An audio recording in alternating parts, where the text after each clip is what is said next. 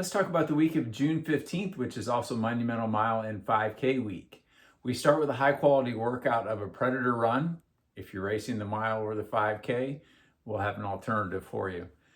We're breaking down the predator run into 3 segments. Whether you have 3, 4, or 5 predator miles, we'll break them down in a similar fashion. You see, I have circled some miles in orange, then blue, then orange. So those are basically the 3 gears that we're going to use throughout the predator run. The first section, whether it's 1 or 2 miles, depending on your total mileage, we want that to be at aerobic threshold. So you're aerobic, you're under control, you could do quite a bit longer than 1 or 2 miles at that effort, but that's getting you some mileage at threshold, but also building you up for the rest of the workout. The second, whether it's 1 or 2 miles, is anaerobic threshold. So we've gone over aerobic threshold, you're producing lactic acid, you're producing energy anaerobically, but you're still under control, you're still in some level of equilibrium, so you're not on borrowed time. But it is a difficult effort, and to do that for much longer would be very difficult. And then we're going into the last mile, no matter whether you have 3 or 5, we're just going as hard as you can go. This is a great time for a maximum heart rate test. If you're not quite sure, or it's been a while, or you've seen some readings that have left some doubt as to what your true maximum heart rate is, this is a good time to test that, because unless you've overshot some of the early miles, that last mile should get you there. It might not be right at the end because maybe you've run out of gas or you're starting to tie up a little bit as you're finishing, but somewhere in that last mile, we should see a peak heart rate that we can use as your maximum heart rate, or at least compare to what we've been using. If we see that peak heart rate early, you're either terrible at pacing and effort management, or it's an erratic reading. When I look at maximum heart rates and somebody says my maximum is this, I always want to know, where did you get it? And I like to look at the download, because if it's in the warm-up, we know that that was an erratic reading. If we see it when we expect it, okay, that has some legitimacy to it. There's a few factors in getting a good maximum heart rate. The other is the equipment. And I've read quite a bit recently about use a chest strap heart rate. And I've even said that in the past, but I'm not buying that anymore, because it seems to be more individual than the actual equipment. I see some people that get much better heart rates using a wrist monitor, but then some people use it and the numbers are just way lower, way high, and they're better off with a chest strap or sometimes an armband. So I haven't quite figured out why that's the case. I have a few guesses, but I won't bother you with those. But see what works best for you. And we know that as you increase effort, as your breathing increases, we should see heart rate going up. There's very predictable ways in which heart rate behaves. And if we see that, then whatever equipment you're using, it becomes a little bit more trustworthy.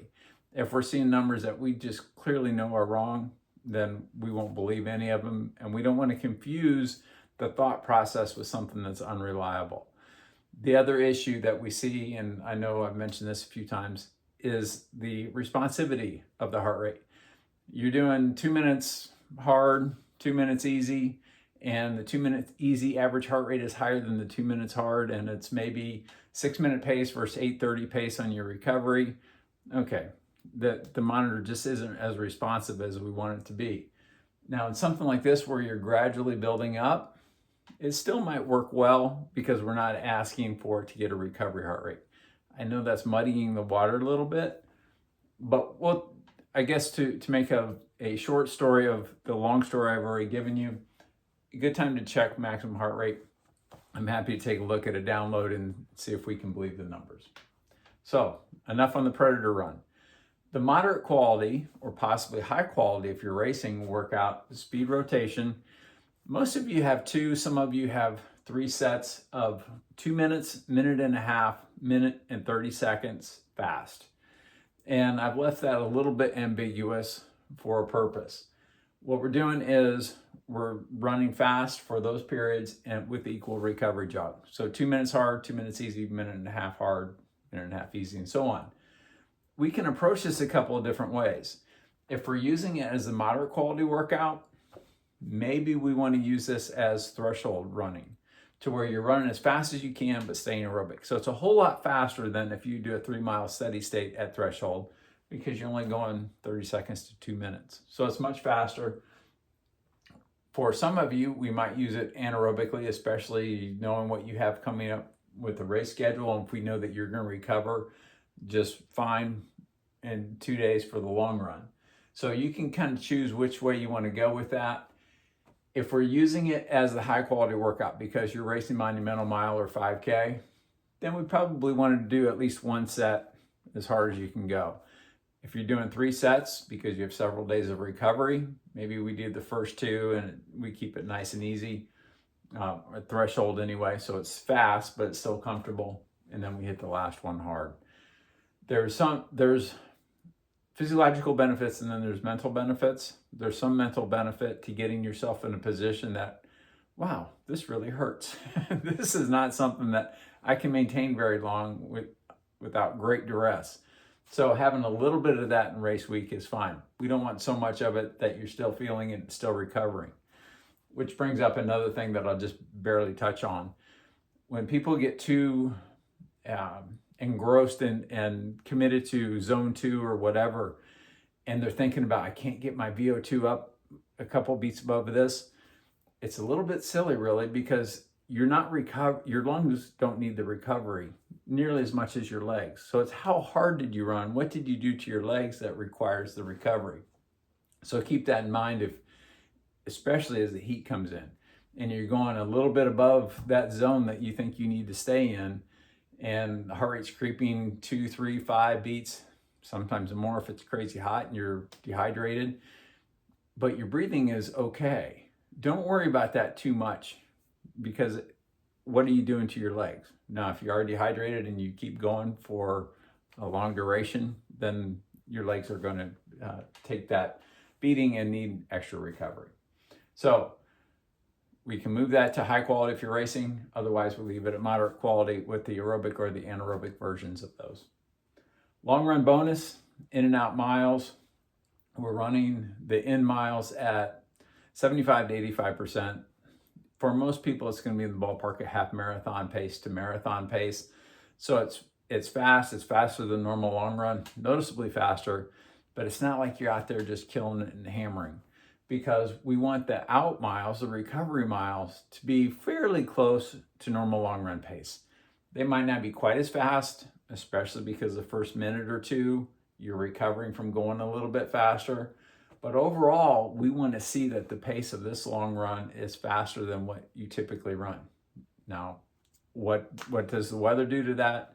If it's warm or humid or both, maybe your overall long run pace is slower, but it's not because of the in and out miles, it's because of the weather. So 75, 85%, I want you to be able to feel that, because in different conditions, different situations, whether you're doing it for 30 seconds to 2 minutes, or you're doing it for a mile, or we're doing it for 5 or 10 miles, I want you to be able to feel, okay, what is high-end aerobic? Have I crossed that line? Am I now borrowing and going to require more recovery? Okay. Monumental Mile or 5K. I know some of you are racing both, and just a couple of things I want to throw out quickly. We won't talk exhaustively about how to race a mile or race a 5K, but some things that I want to point out. Warm up is critical. When you're racing 5K, you have to be ready to go. You can't take it out too hard in a 5K, or you'll need to recover during that first mile or by the end of the first mile. You also can't warm up into it, so you need a good warm up. And for most of you, that's going to be at least 2, if not 3 miles, and some of you maybe even a little bit more than that. So make sure that you're good and warm. If it's a really hot, humid day and you're losing a pound every 10 minutes of warm up, then we moderate that. And then we bring that back down to, maybe we try to warm up. Normally maybe 3 miles would take you closer to 25 minutes. Maybe we try to do it in 20 minutes. You can also be drinking before, during, and after the warm up. So mitigate any losses there. Because it's a mile or a 5K, it's not as critical as if you're going to go out and race for an hour or a couple of hours. But we want to keep that in mind with the warm up. A lot of different ways to do it. One is gradually increase the intensity, mostly because you're getting loose and feeling better rather than you're really pressing and trying to do some kind of progression run in your warm-up. That progression will just happen naturally.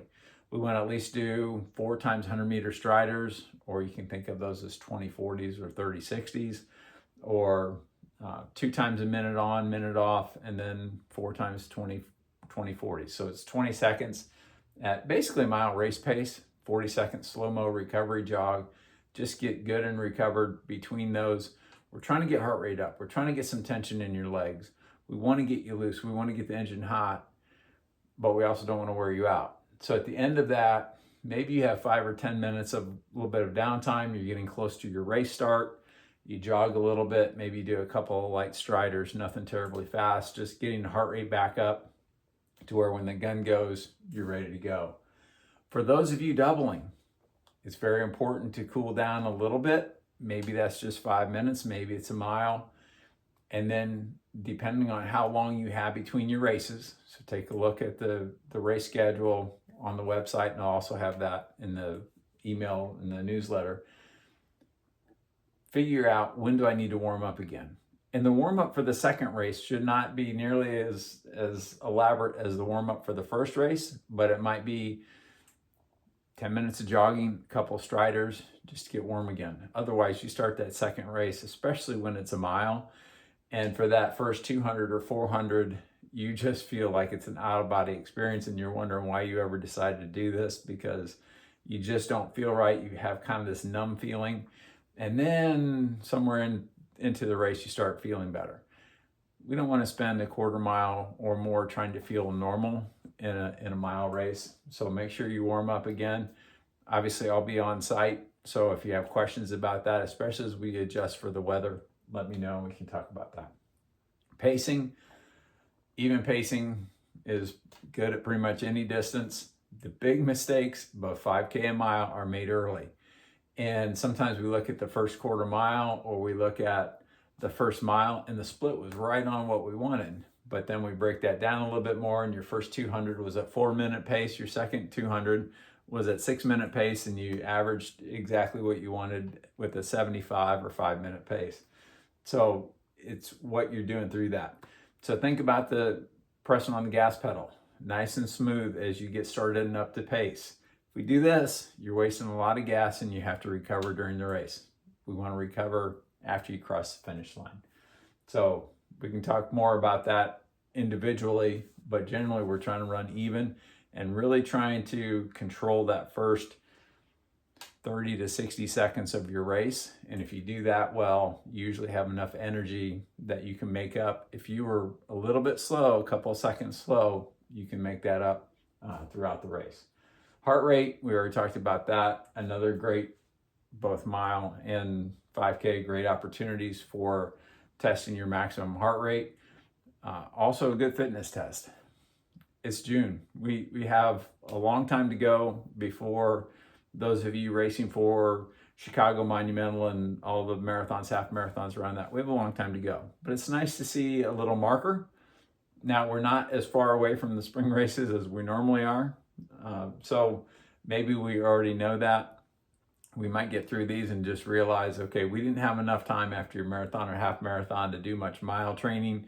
So this might not be a great indicator of where you are, but for some of you, it will be.